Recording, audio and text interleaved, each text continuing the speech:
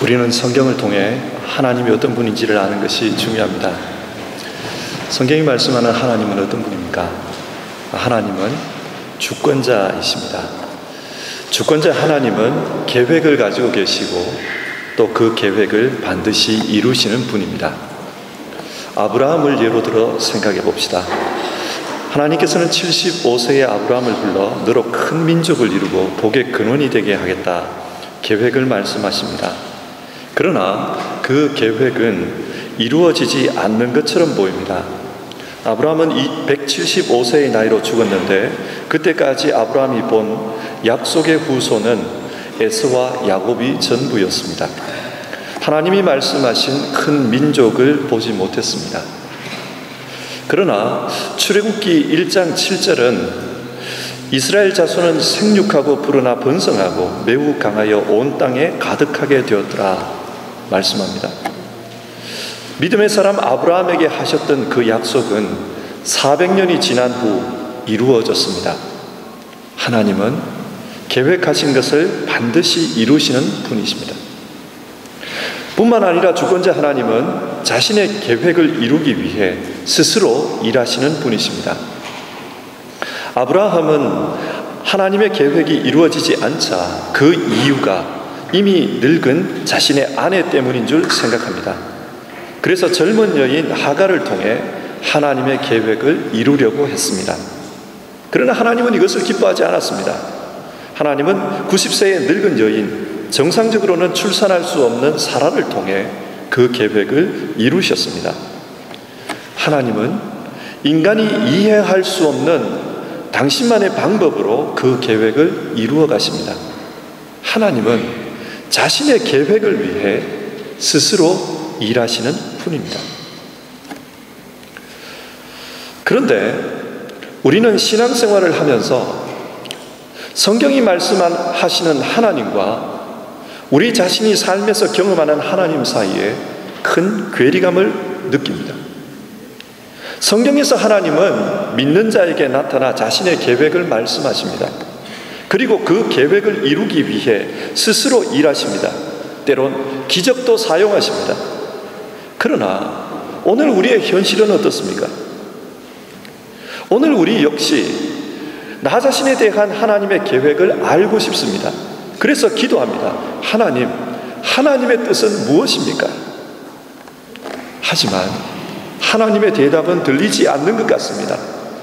그리고 내 인생에도 하나님의 역사가 일어나기를 원합니다. 어떤 기적이 있었으면 하는 바람을 가집니다. 하지만 어떤 일도 일어나지 않고 너무나도 일상적인 삶을 우리는 살아가고 있습니다. 요즘 유학생들의 경우 입시 기간인데 열심히 기도해도 열심히 노력해도 결과가 좋지 못할 수 있습니다. 이럴 때는 하나님의 인도하심, 하나님의 계획이라는 말이 마음에 와닿지 않습니다. 뿐만 아니라 오랫동안 병으로 고생하시면서 기도하시는 분들이 있습니다. 또 자녀 때문에, 가정의 문제 때문에 간절히 기도했는데도 어떤 응답도 없을 때는 하나님이 직접 일하신다는 말에 신뢰가 가지 않습니다. 그래서 하나님에게, 아브라함에게 자신의 계획을 말씀하시고 기적으로 그 계획을 이루신 하나님은 성경 이야기에나 존재할 뿐 오늘 우리의 현실에서는 기대할 수 없다, 그렇게 생각할 수도 있습니다. 여러분, 성경의 하나님 이야기는 과연 옛날 이야기일 뿐이고 이야기 속에서나 가능한 그런 신일까요? 오늘 우리는 출애굽기 2장에 나오는 모세의 인생을 통해서 이 문제에 대해서 생각해 보려고 합니다. 모세는 태어나자마자 죽을 운명이었습니다. 이집트의 왕은 히브리 사람 중 남자로 태어나는 아기는 다 강에 던져 죽이라고 명령했습니다. 노예들에게 내린 왕의 명령입니다. 노예들로서는 어길 수 없는 명령입니다. 모세는 태어나자마자 죽을 운명입니다. 그러나 모세가 태어났을 때 그 부모는 모세의 준수함을 보고 석 달을 숨겨 키웠습니다. 아마도 측은지심이 작동했을 것입니다. 태어나자마자 죽어야 하다니 그 아이에 대한 측은한 마음이 들었을 것입니다. 그래서 하나님이 주신 생명을 하루라도 더 살게 해주고 싶었을 것이고 석 달을 숨겨놓았습니다. 이런 상황에서 어떤 부모가 그 아이를 위해서 기도하지 않겠습니까? 하나님이여, 이 아이를 불쌍히 여겨주십시오. 그렇지만 기도의 응답은 없었습니다. 인간적인 노력으로는 할 만큼 했지만 더 이상 모세를 숨겨둘 수 없게 되자 갈대 바구니에 담아 나일강에 버립니다. 그러나 그때 하나님은 바로의 딸을 통해 모세를 건져줍니다. 그리고 왕궁에서 자라게 하십니다. 하나님이 모세를 살리셨습니다. 하지만 성경을 읽으면서 우리는 특이한 점을 발견하게 되는데, 성경 어디에도 하나님이 그렇게 하셨다 말씀하지 않는다는 사실입니다. 이 모든 일들은 우연인 것처럼 그렇게 기록되어 있습니다. 그뿐만이 아닙니다. 오늘 우리가 읽은 본문에 보면 모세가 미디안 광야로 도망치는 과정이 나오는데, 이 과정에서도 하나님은 모세에게 어떤 계획이나 기적을 보여주지 않았습니다. 마치 모세가 자기 의지대로 인생을 살다가 실패해서 미디안 광야로 쫓겨간 것처럼 그렇게 기록되어 있습니다. 전체적으로 보면 출애굽기 2장 1절부터 22절까지 하나님이라는 단어가 한 번도 나오지 않습니다. 여기서 우리는 무슨 생각을 하게 됩니까? 우리는 모세 이야기를 전체적으로 이미 알고 있기 때문에 앞으로 하나님이 모세를 어떻게 인도하실지 잘 압니다. 하지만 당시 모세의 입장에서 한번 생각해 보십시오. 하나님의 계획이 진행되고 있는 그 과정 속에서는 마치 하나님이 어떤 개입도 하시지 않는 것처럼 보였다는 사실입니다. 어쩌면 모세 역시 그 과정 속에서 이렇게 생각했을 것입니다.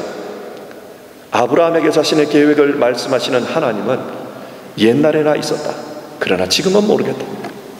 기적으로 일하신 하나님은 성경 이야기 속에서나 가능하지 현실 속에서는 그렇지가 않다 라고 말입니다. 하나님은 모세의 인생에서 80년 동안 철저히 드러내지 않으셨습니다. 침묵하고 계셨습니다. 여러분, 하나님은 왜 모세의 인생에서 숨어 계셨을까요? 왜 드러나게 말씀하시지 않고 침묵하셨을까요? 우리는 이 질문에 답을 얻기 위해서 세 가지의 가정을 생각해 보도록 합시다. 먼저 첫 번째 가정입니다. 만약 모세가 이집트 왕자로 살아갈 때 그때 하나님이 모세의 인생에 개입하셨다면 결과가 어떻게 되었겠습니까?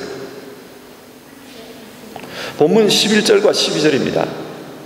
모세가 장성한 후에 한 번은 자기 형제들에게 나가서 그들이 고되게 노동하는 것을 보더니 어떤 애굽 사람이 한 히브리 사람 곧 자기 형제를 치는 것을 본지라. 좌우를 살펴 사람이 없음을 보고 그 애굽 사람을 쳐 죽여 모래 속에 감추니라. 여기서 보다라는 말은 히브리어로 라아입니다. 이 단어는 진찰하다, 관찰하다 라는 뜻으로 해석될 수 있습니다. 그러니까 지금 모세가 보는 것은 그냥 보는 것이 아니고 어떤 목적을 가지고 자세히 관찰하고 있는 것입니다. 그렇다면 여러분, 오늘 본문에서 모세는 무슨 목적을 보고 있습니까? 그들이 고되게 노동하는 것을 보더니, 모세는 이스라엘 사람들에게 고되게 노동하는 것을 관찰했습니다. 여기서 고되게 노동하는 것은 히브리어로 볼 때 무거운 짐을 나른다는 뜻입니다. 일반적으로 무거운 짐은 공사장에서 짐승들이나 오늘날로 보면 기계가 운반을 합니다. 그런데 그때 공사 현장에서 이스라엘 사람들이 그 일을 하고 있었습니다.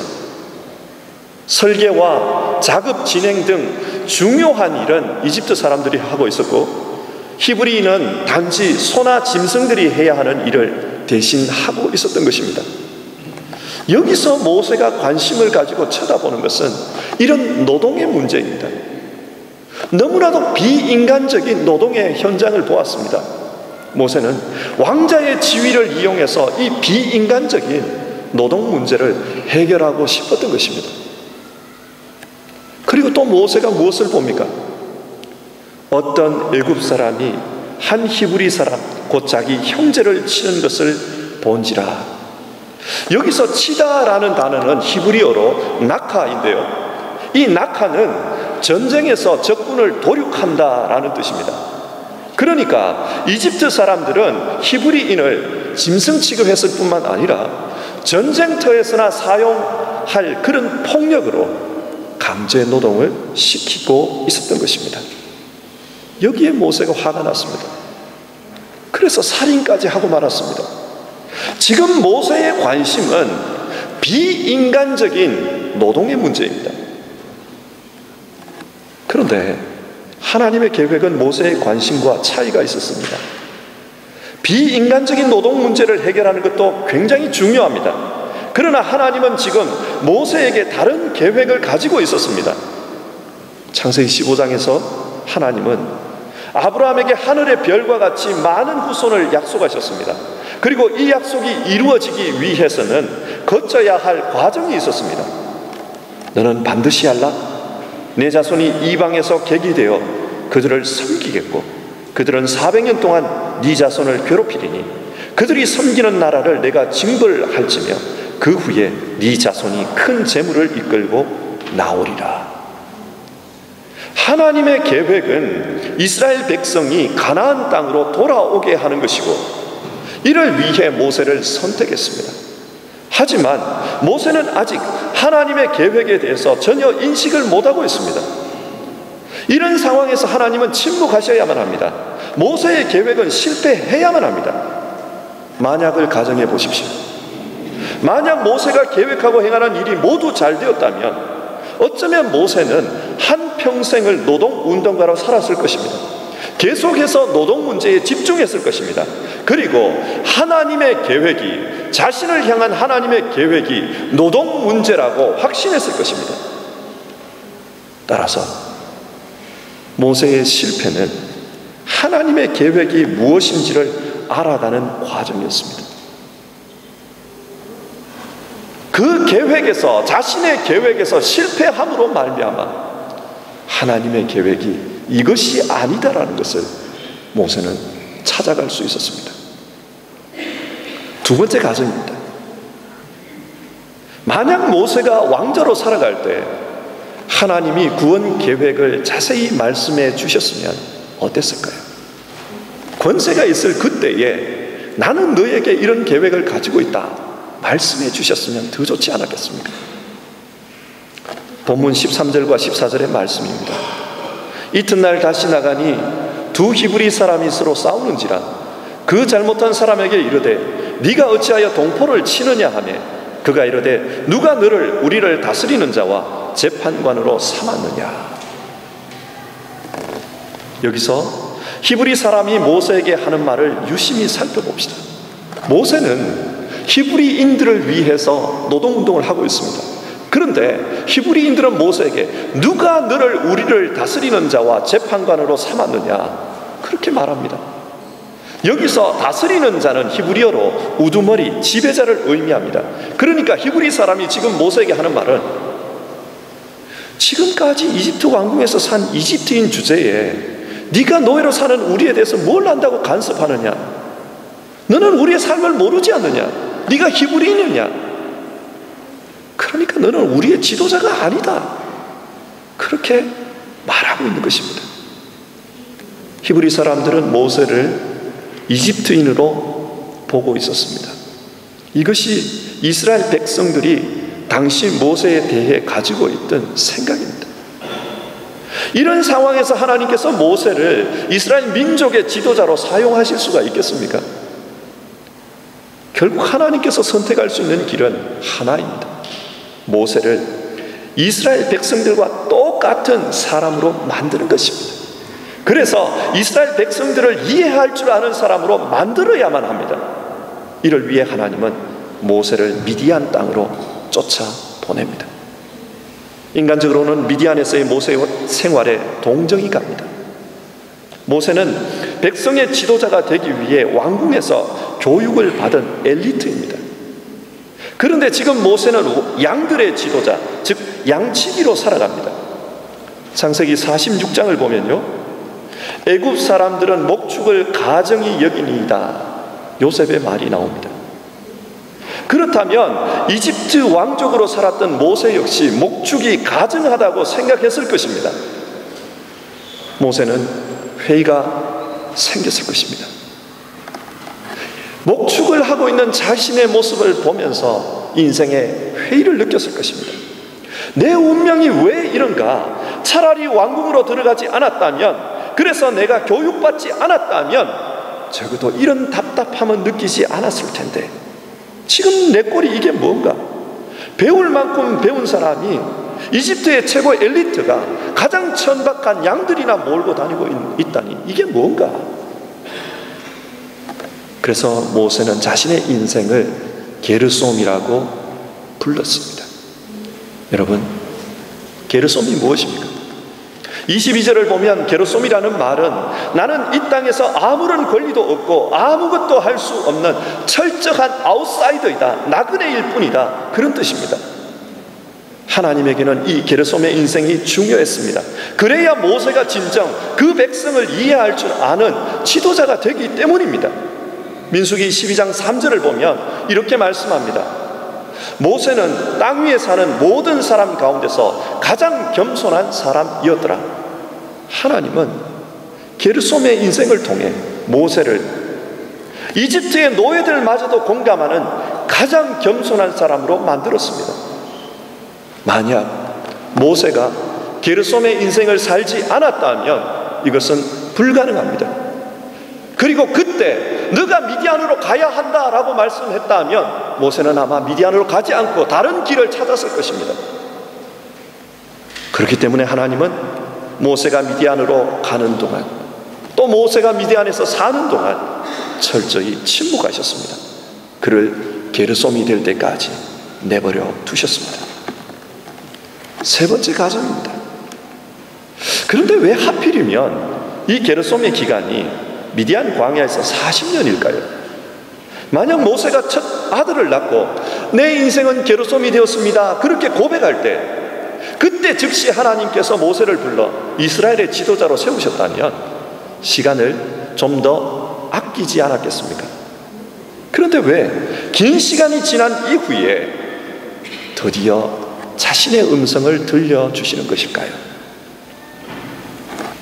원래 게르솜이라는 이 단어는 추방하다라는 말에서 유래했습니다. 추방당한 자는 어떤 보호도 받을 수 없는 자를 의미합니다. 잠시 후면 이스라엘 백성 역시 애굽 땅에서 추방당해 광야 길을 가야 합니다. 누구 한 사람 보호해 줄 사람이 없습니다. 도와줄 사람도 없습니다. 그런데 광야 길을 가면서 그 길을 인도하는 모세마저 광야를 잘 모른다면 어떤 일이 발생하겠습니까? 하나님은 침묵 속에서 40년 동안 광야 길을 가르쳤습니다. 또 이런 가정을 해보십시오. 모세가 출애굽을 인도하다가 광야 생활이 너무 힘들어 포기를 했다고 합시다. 광야는 사람 살 곳이 아니다, 차라리 고생하더라도 이집트에서 사는 것이 더 낫다, 그렇게 생각한다면 어떤 일이 벌어지겠습니까? 하나님은 정확하게 40년 동안 모세를 광야에서 훈련시키십니다. 그래야 이후에 이스라엘의 광야 40년을 인도할 수 있기 때문입니다. 하나님은 침묵 속에서 그러나 철저하게 계획하고 계산하고 계셨던 것입니다. 하나님의 인도하심은 그냥 되는 대로 인도하는 것이 아니라 철저한 계획에 따른 것이었습니다. 이상의 내용을 정리해 보면 당시 모세 역시 하나님의 계획과 하나님의 개입을 몸으로 느끼지 못했습니다. 그 이유는 하나님이 침묵하셨기 때문입니다. 그런데 하나님이 침묵하신 데는 이유가 있었습니다. 하나님의 침묵은 무관심의 표현이 아니라 모세를 만들어가는 과정이었습니다. 오늘 말씀을 정리해 봅시다. 우리는 몇 주에 걸쳐서 주기도문을 살펴보았습니다. 주님이 가르쳐 주신 기도는 내용상으로 보면 크게 두 부분으로 나누어지는데, 먼저는 하나님에 대한 기도이고 그 다음은 사람에 대한 내용입니다. 하늘에 계신 우리 아버지, 아버지의 이름을 거룩하게 하시며 아버지의 나라가 오게 하시며 아버지의 뜻이 하늘에서와 같이 땅에서도 이루어지게 하소서. 이것이 하나님에 대한 간구입니다. 그러니까 우리는 몇 주에 걸쳐서 하나님에 대한 기도 내용을 살펴보았습니다. 하나님께 드리는 이 간구 내용을 한마디로 요약하면 하나님의 나라가 임하게 해달라는 것입니다. 그런데 그 하나님의 나라가 어떤 나라입니까? 그 나라는 하나님의 이름이 거룩히 여김을 받는 것입니다. 하나님의 뜻이 하늘에서와 같이 땅에서도 온전히 이루어지는 것입니다. 그런데 하나님의 뜻이 온전하게 이루어지면 하나님의 이름은 자동적으로 거룩히 여김을 받게 됩니다. 그러므로 하나님의 나라에 있어서 중요한 것은 하나님의 뜻이 이루어지는 것입니다.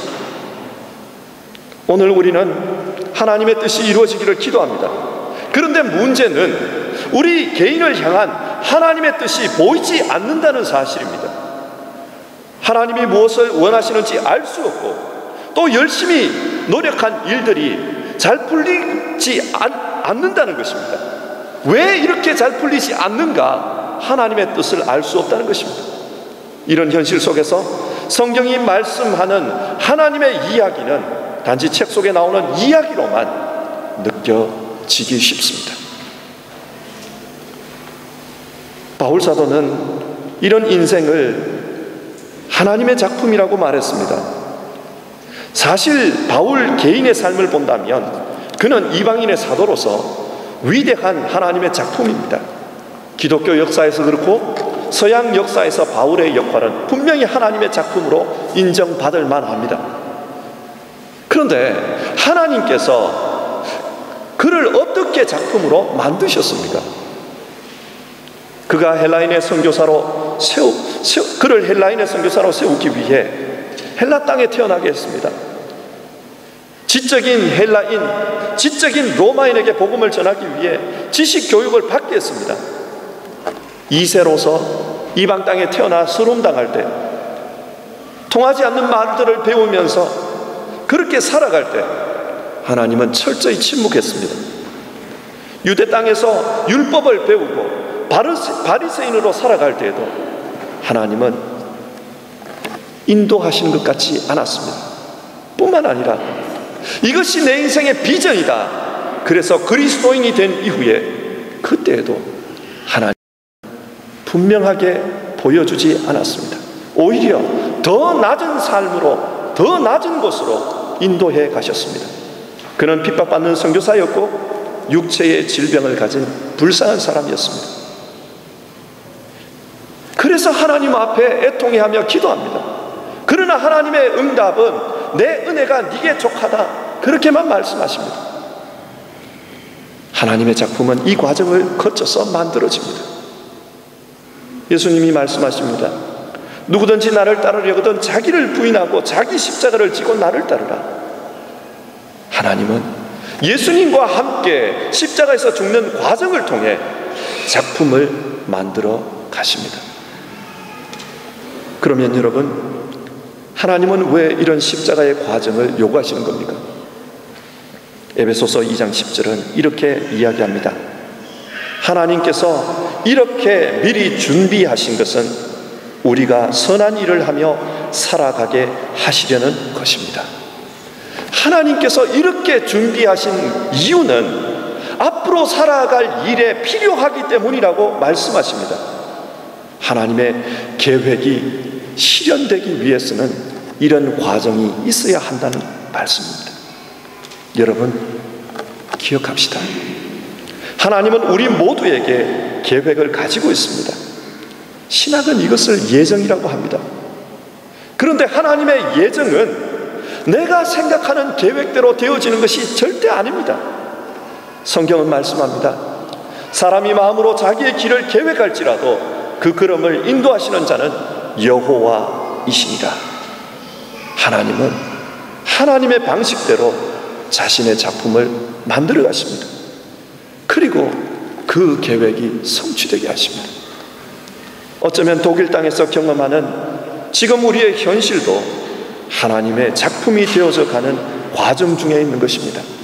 그렇다면 알 수 없는 현재의 삶을 하나님을 신뢰하는 믿음 안에서 이해해야 합니다. 그리고 그 믿음의 표현이 바로 하나님의 뜻이 이루어지게 하소서라는 기도입니다. 불안할지라도 하나님의 뜻이 이루어지기를 기도합니다. 앞이 보이지 않는다 할지라도 하나님의 뜻이 이루어지기를 기도합니다.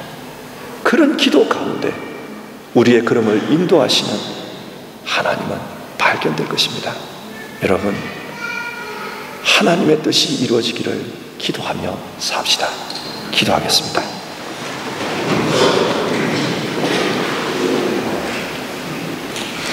사랑의 하나님, 우리가 살아갈 때는 우리의 미래를 알지 못하기 때문에 불안할 때가 많습니다. 그리고 우리가 하는 일이 뜻대로 되지 않기 때문에 내 삶 속에서 하나님은 아무 말씀도 하시지 않는 것처럼 그렇게 느껴집니다. 그러나 이제는 신뢰하며 살게 하옵소서. 하나님께서 우리를 향해 계획을 가지고 계신다는 사실을 신뢰하게 하옵소서. 비록 우리가 그 계획을 지금 당장은 알지 못할지라도 우리의 걸음을 인도하시는 하나님께서 지금 우리를 통해 그 계획을 이루어 가신다는 사실을 믿으며 자신감을 가지고 살게 하옵소서. 그리고 장차 우리를 하나님의 작품으로 드러나게 하실 것을 기대하며 살게 하옵소서. 예수님의 이름으로 기도드립니다. 아멘.